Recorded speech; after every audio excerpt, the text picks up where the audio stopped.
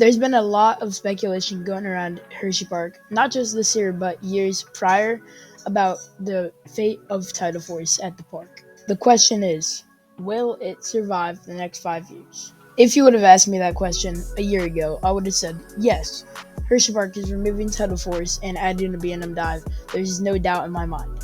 But now with the addition of Iron Menace and a rival park in Dorney Park, there is some question to it. The first thing I want to mention is that when a nearby park, Dorney Park, adds a roller coaster of the same model that you were going to, you tend to set back on that instead of adding the same ride, because then it would look like you were copying them and make the other park seem like a better park.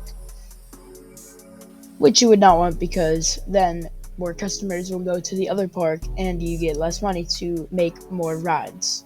Now that we got that out of the way, let's talk about Iron Menace. Iron Menace is a B&M dive coming in for 2024, a great addition for Dorney Park. I'm very happy for them, but I'm kind of salty for Hersheypark. So people were speculating at Hersheypark what the fate of Tidal Force was, and a lot of enthusiasts like myself believed that Tidal Force would be removed.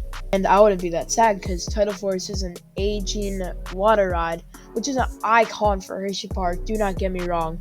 It's just the manufacturer that made Tidal Force is now defunct, and it is really hard to get parts. And whenever the chain lift snapped, everyone was okay. It was not an accident. It was really hard to get another chain lift for Tidal Force, and that was the last one in the world that the manufacturer made.